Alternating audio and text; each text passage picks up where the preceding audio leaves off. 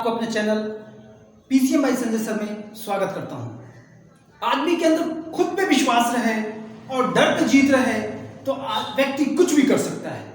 इसका जीता जाता प्रमाण इतिहास में कई जगह देखने को मिले हैं। आदमी का आत्मविश्वास होना बहुत जरूरी है। आत्मविश्वास अगर है तो चंद्रमा पे व्यक्ति पहुंचा। मैं आज आपको एक छोटी सी कहानी सुनाऊंगा जिससे आपको लगेगा कि यदि आपको डर पे जीत है और आत्मविश्वास है तो आप कुछ भी कर सकते हैं। आज की कहानी ताकत और विश्वास के बीच की है। ये उस समय की बात है जब भारत में मुगलों का शासन था। मुगल वंश का अंतिम ताकतवर शासक औरंगजेब पूरे भारत पे अपना विजय स्थापित करना चाहता था। 1704 की बात है। औरंगजेब ने अपने सेनापति वजीर खां को भेजा गुरु गोविंद सिंह को बंदी बनाने के लिए। मई का महीना था। 10 लाख सेना लेके, यानी औरंगजेब को अपनी ताकत पे विश्वास था। 10 लाख सेना लेके वो आनंदपुर साहिब को जाके मई के महीने में घेर लेता है और लंबे समय तक आनंदपुर साहिब की रसद और वस्तुओं को काट दिया जाता है ताकि गुरु गोविंद साहब सरेंडर हो जाएं, आत्मसमर्पण कर दें। लेकिन गुरु गोविंद साहब मानने वाले नहीं थे। उनको खुद पे विश्वास था कि मैं औरंगजेब से ताकतवर हूं। और हुआ यही, मई से लेके दिसंबर तक औरंगजेब की सेना आनंदपुर साहिब पे पड़ाव डाल के लगी रही। अब मैं आपको वो कहानी सुनाने जा रहा हूं जहां आपको पता चलेगा कि ताकत कुछ नहीं होता है आत्मविश्वास के आगे। दिसंबर का महीना चल रहा था, कड़ाके की ठंड थी। रात का मौका पाकर गुरु गोविंद साहब अपने जत्थे के साथ आनंदपुर साहिब से निकल जाते हैं। औरंगजेब की सेना को तुरंत ही भनक लग जाती है और अपने 10 लाख सेना लेके वो उसके पीछे लग जाता है। वजीर खां अपना काम करता है और किसी तरह गुरु गोविंद साहब को पकड़ के अपनी शाबाशी लेना चाहता है, क्योंकि औरंगजेब का बहुत ज्यादा धन इस कार्य में लग चुका था। गुरु गोविंद साहब अपने जत्था के साथ पहुंचते हैं, लेकिन तभी अचानक सिरसा नदी में बहुत ज्यादा पानी का बहाव देखने को मिलता है। अब आगे नदी और पीछे औरंगजेब की सेना। गुरु गोविंद साहब कहते हैं क्या किया जाए, क्योंकि पीछे औरंगजेब की सेना से लड़ना पड़ेगा जो कि 10 लाख की संख्या में है और आगे नदी का बहाव बहुत तेज है। गुरु गोविंद साहब कहते हैं नदी को पार किया जाएगा। कुछ लोग औरंगजेब की सेना को यही रोके और कुछ लोग नदी को पार करेंगे। बहुत से लोगों ने नदी में पार करने का प्रयास किया, परंतु बहुत ज्यादा लोग बहते चले गए।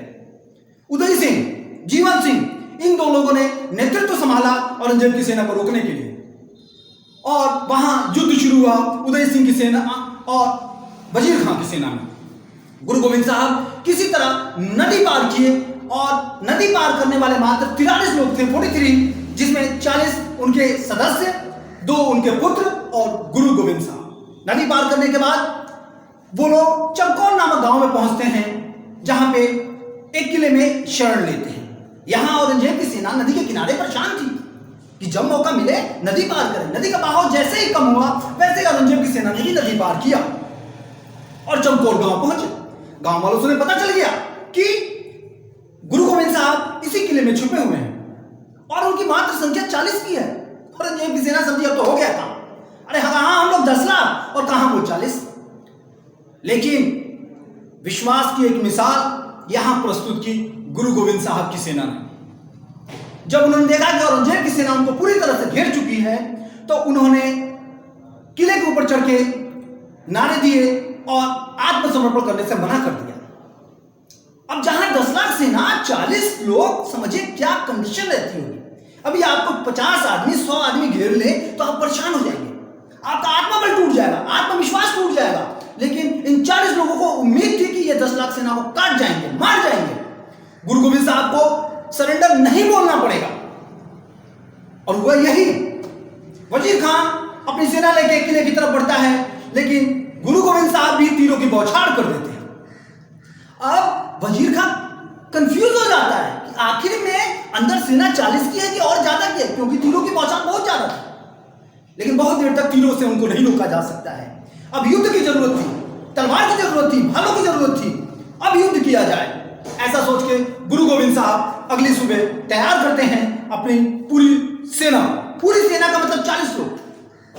40 लोग, सोचिए 40 लोग और एक तरफ 10 लाख लोग।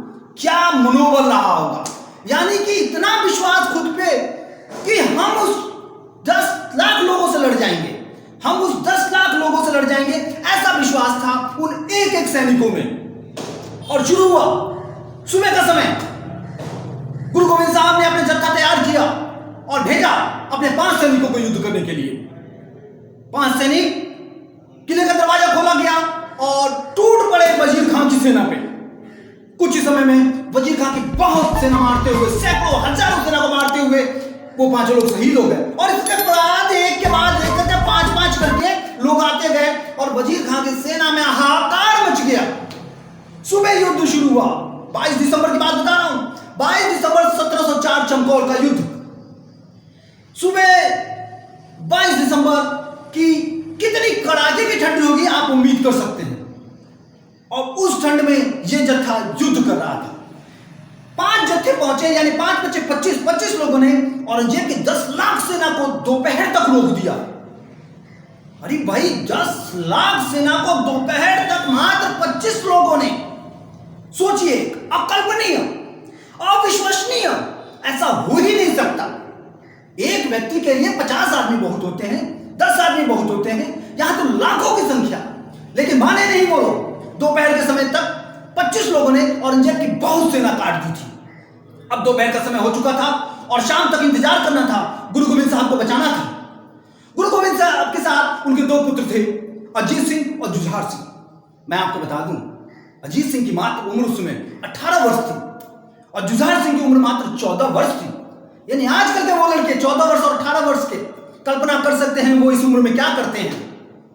खेलना कूदना, मोबाइल में, इसमें बिजी रहते हैं। लेकिन वो 18 साल का लड़का, 14 साल के लड़के शेर के पुत्र थे। जब इनके पास सेना कम हो गई तो अजीत सिंह ने कहा कि पिता, मुझे अब अनुमति दीजिए, मैं औरंगजेब की सेना के साथ लड़ना चाहता हूं। गुरु गोविंद सिंह ने आदेश दिया और अजीत सिंह अपने 5 सैनिकों के साथ बाहर निकले किले के और घंटों युद्ध करते रहे। गुरु गोविंद साहब ने ऊपर से देखा अपने बेटे का युद्ध, तो खुशी के मारे उनका मनोबल बहुत बढ़ा और ये चीज देख के जुझार सिंह काफी साहस से भर गया। फिर कुछ समय बाद ये 5 व्यक्ति फिर शहीद हो गए। तो जुझार सिंह 14 साल के उस पुत्र ने पिता से अनुमति लिया कि पिता, अब मुझे अनुमति दीजिए और मैं युद्ध करना चाहता हूं। 14 साल का लड़का, 14 साल का लड़का, क्या उम्र रही होगी। 14 साल का लड़का आज 8वीं 9वीं क्लास में पढ़ने वाला लड़का, समझिए, जो आज 8 और 9 में पढ़ते हैं वो उनकी 14 साल उम्र है। और 14 साल का वो लड़का 10 लाख लोगों से लड़ने चला गया। 5 लोगों को लेके किले के बाहर निकला। और हम आपको बता दें, जुझार सिंह ने जो उत्पात किया वजीर खान की सेना पे, उसकी कल्पना नहीं की जा सकती है। और इस लोगों ने पूरे शाम तक रोका उनको। ये 5 लोग शहीद हुए, तब तक शाम हो चुकी थी और शाम तक वजीर खान की लगभग सेना मारी गई थी। शाम होने के बाद गुरु गोविंद साहब के पास बच गए गुरु गोविंद साहब और कुल मिला के 5 2 7 लोग। 43 लोगों में 35 लोग कट चुके थे, 7 जत्थे जा चुके थे। 35 5 2 7 सैनिक और 1 गुरु गोविंद साहब, यानी कुल मिला के 8 लोग बचे थे। रात के अंधेरे में गुरु गोविंद साहब ने कहा कि अब हम युद्ध करेंगे फिर से वजीर खान की सेना से। लेकिन बाकी लोगों ने उन्हें मना किया कि अगर हमारा धर्म चलेगा उसके लिए आपको बच के रहना जरूरी है। गुरु गोविंद साहब 10वें गुरु थे सिख में, तो इनको बचाना जरूरी था। सबने तय किया और गुरु गोविंद साहब को शपथ दी कि आपको हम लोग का पंथ आगे बढ़ाना है, इसलिए आपको बच के रहना है। 5 लोग किले में रुके, 2 लोग सैनिक के रूप में गुरु गोविंद साहब के साथ रात के अंधेरे में निकले। लेकिन गुरु गोविंद साहब मानने वाले नहीं थे। उनको विश्वास था कि गुरु गोविंद साहब हैं, गुरु गोविंद सिंह हैं। और उन्होंने कहा उस समय, चिड़िया से मैं बाज लड़ावा, गीदड़ को मैं शेर बनावा, 1.25 लाख से 1 लड़ावा, तब मैं गुरु गोविंद कहा। और 2 सैनिकों के साथ किले से उतरे। और विश्वास कीजिए, उस रात के अंधेरे में जहां मशालें जल रही थी, उन्होंने औरंगजेब की पूरी सेना को चैलेंज दे दिया। मात्र 3 लोग, 2 सैनिक, 1 गुरु गोविंद साहब। टूट पड़ी वजीर खां की सेना गुरु गोविंद साहब पे। लेकिन तीरों का ऐसे निशान है कि मजाक कटते चले गए और अंधेरा हो गया। वजीर खां की सेना को समझ में नहीं आया गुरु गोविंद साहब किधर है, और आपस में ये लोग भिड़ गए। आपस में भिड़ के आधी सेना औरंगजेब की वहीं खत्म हो गई। सुबह का जब समय हुआ तो वजीर खान ने देखा उसकी तो लगभग सेना मर चुकी है आपस में लड़के, और सिर्फ 35 शव ही सिखों के हैं। 35 शव सिख के हैं, बाकी सब उसकी सेना के शव हैं। यानी रात को आपस में ही ये लोग लड़ चुके थे। उसके बाद 5 सैनिक जो थे किले में वो निकलते हैं और वजीर खां के सेना के साथ जूझ पड़ते हैं। तहस नहस हो जाती है वजीर खां की सेना। मात्र आपके सामने मैंने 43 लोगों की संख्या सुनाई थी और 40 लोग मृत्यु को प्राप्त हुए। 40 लाख सेना ने औरंगजेब की लगभग सेना को मार डाला, ये विश्वास था। औरंगजेब के पास इतनी ताकत होने के बाद भी वो गुरु गोविंद साहब को बंदी नहीं बना पाया, ये उसका घमंड था। तो आपको यदि खुद में विश्वास है तो आप कुछ भी कर सकते हो। नहीं तो एक आदमी कभी लाख आदमी से लड़ सकता है, एक आदमी 5 आदमी से नहीं लड़ सकता, 10 आदमी से नहीं लड़ सकता, पर उनके पास विश्वास था, उनके डर पे जीत थी। इसीलिए ये ना सोचो कि मैं जीतूंगा, ये ना सोचो कि मैं पास होऊंगा, ये ना सोचो कि मुझे नौकरी मिलेगी, ये सोचो कि मुझे अपना बेस्ट